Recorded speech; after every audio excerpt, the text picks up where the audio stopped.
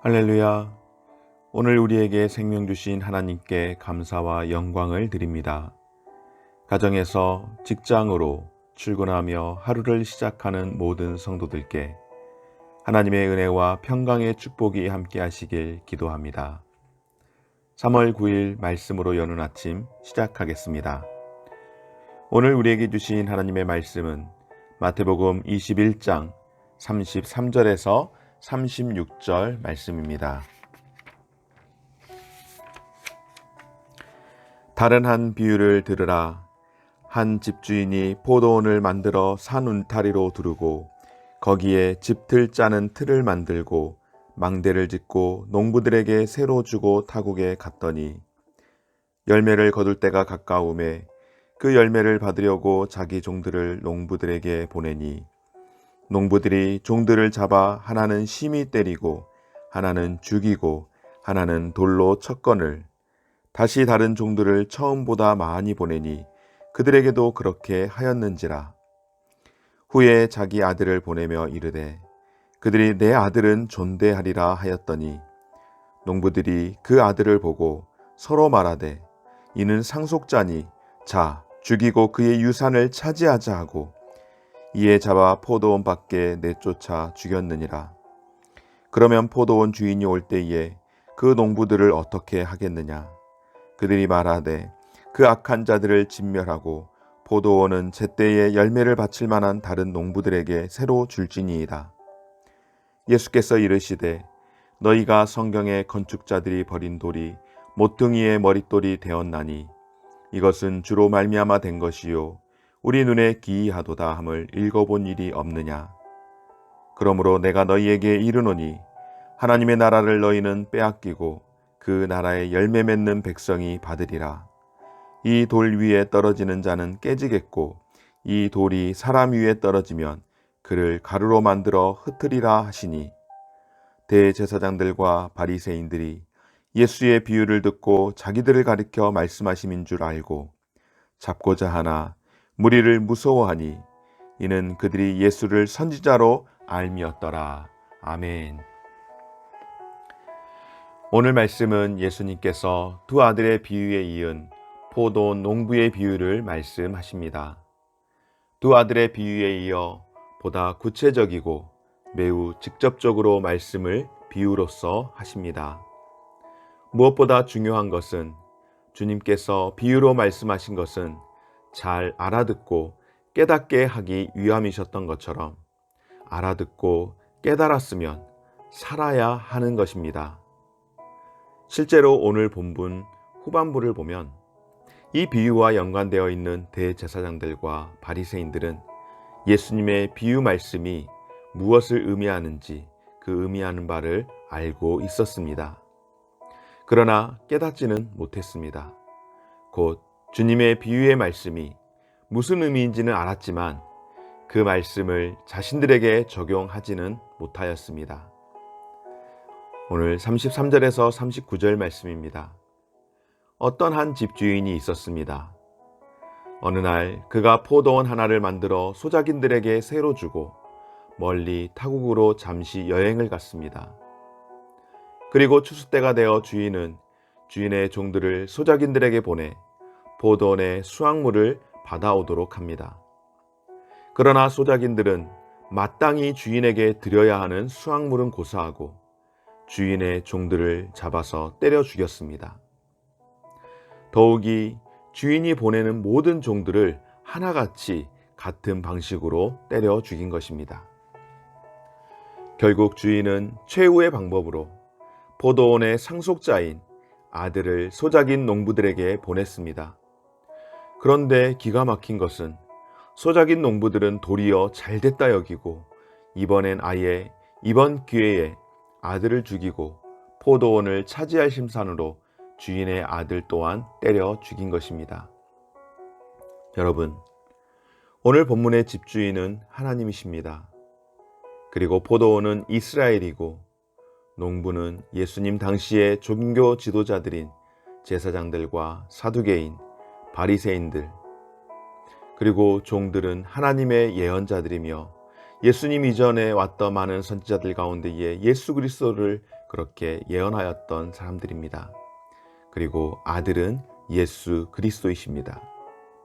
바로 주님은 이스라엘 역사에 일어났던 일들과 앞으로 일어날 일을 비유로서 말씀하신 것입니다. 그리고 이 비유는 매우 이기적이고 악하고 황당할 뿐만 아니라 너무나도 잔인하며 있을 수 없는 사건이 일어난 것입니다. 바로 예수님 당시 대제사장들과 바리새인들이 전혀 신앙적인 양심의 가책을 갖지 않고 버젓이 그와 같은 악행을 자행한 것입니다. 소작인 농부들이 크게 착각한 결정적인 것 하나는 자신들을 포도원의 주인이라고 여긴 것입니다. 하나의 종교 집단이었던 이스라엘에 대해 예수님 당시의 종교 지도자들이었던 대제사장과 바리새인들은 자신들이 이스라엘의 주인이라고 여기고 모든 것을 자신들의 뜻대로 할 수 있다고 여긴 것입니다. 분명 주인으로부터 부여받은 책임과 의무가 있었음에도 불구하고 그것을 망각한 채 자기들의 입속을 채우는 데 혈안이 되어서 자신들의 이익과 기득권 유지에 방해가 되는 자는 그가 종이든 그가 아들일지라도 상관없이 잡아 죽인 것입니다. 사랑하는 여러분, 오늘 우리 교회도 오늘 이 시대 가운데에 이 비유에서 그리 멀지 않습니다. 하나님의 새로운 나라요 공동체인 교회는 이 비유의 현장 한가운데 서 있는 것과 같습니다. 특히 이 시대의 종교 지도자라고 불리는 목회자들 역시 이 비유의 현실 속에 있습니다. 그러기에 이 말씀은 오늘 이 아침 저에게 더 큰 울림을 주는 것 같습니다.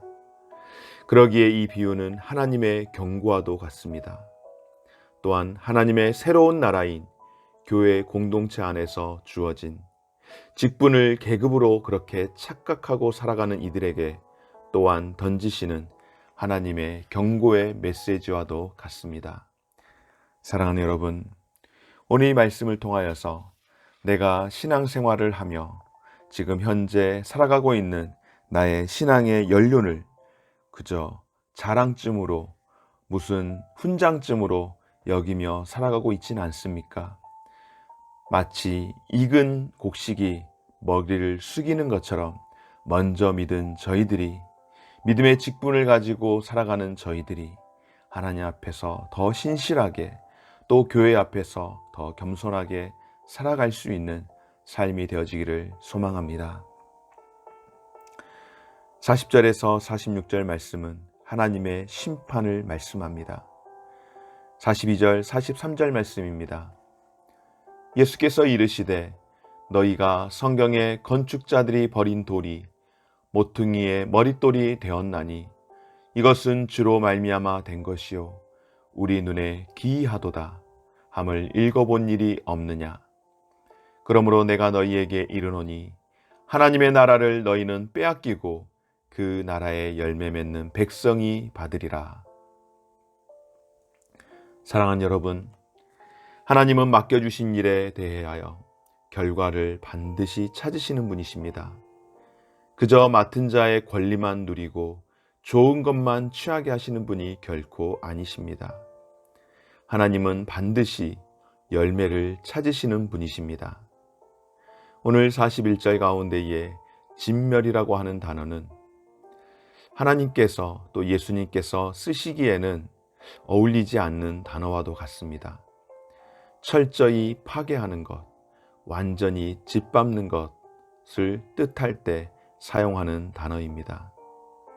열매 없는 결과는 결코 가볍게 넘어가는 것이 아니라는 것을 우리에게 알려주고 있습니다. 하나님은 반드시 열매를 찾으시는 분이십니다. 또한 맡겨주신 일에 대하여 결과를 요구하시는 하나님이십니다. 그러나 너무나도 감사한 것은 그런 하나님이시지만은 우리를 끝까지 오래 기다려주시는 하나님이십니다. 또한 하나님은 우리에게 또다시 기회를 제공해 주십니다. 지금 내가 연약하여 넘어 있을지라도 때로는 주저앉아 있을지라도 우리가 포기하지 아니하고 하나님을 의탁하며 하나님께 도움을 구할 때에 언제든 다시금 우리로 하여금 기회를 주시는 분이 우리 하나님이신 줄 믿습니다. 이것이 은혜입니다. 그러므로 집주인이 언제 올지 모르듯이 오래오래 기다리시며 주어진 일에 성실함과 신실함으로 책임을 다하며 믿음으로 살아갈 수 있는 저와 여러분의 삶이 되어지시기를 주의 이름으로 축원합니다. 사랑하는 여러분, 성도는 예수 그리스도 안에서 존재가 새롭게 규정된 사람들입니다. 바로 하나님의 자녀들인 것이죠. 교회는 예수 그리스도 터 위에 서 있는 새롭게 만들어진 하나님의 공동체입니다. 모퉁이 돌이 기초석이 되어 건물을 세워주듯이 교회 공동체는 그리스도의 터 위에 세워져 있는 줄 믿습니다. 말씀의 터 위에 서 있습니다. 그러므로 교회는 반드시 말씀의 열매를 또한 맺을 줄 알아야 합니다. 사랑하는 여러분, 우리 모든 성도들의 삶에 반드시 하나님의 말씀을 통한 열매가 맺어질 수 있기를 주의 이름으로 축원합니다. 그렇지 않은 교회는 기초가 없어서 무너지는 건물과 같이, 그렇지 않는 교회와 인생은 언젠가 반드시 무너져 버리고 만다라는 사실을 기억할 수 있는 이 귀한 시간 되기를 소망합니다.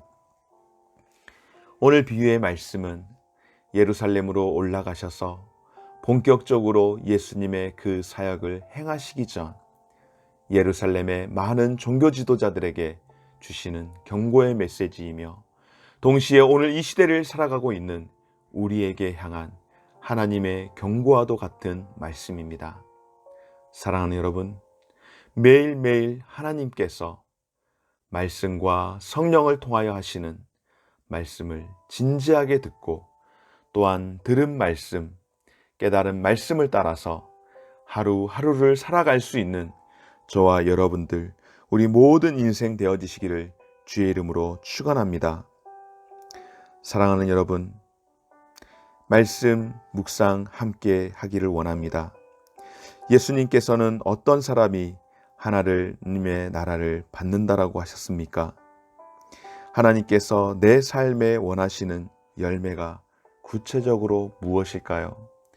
오늘 이 하루를 살아가면서 우리가 이 신앙생활을 하며 살아가는 우리의 삶 가운데서 우리가 맺어야 할 열매를 다시 한번 생각해 볼 수 있는 귀한 아침 되어지시기를 소망합니다. 기도드리겠습니다.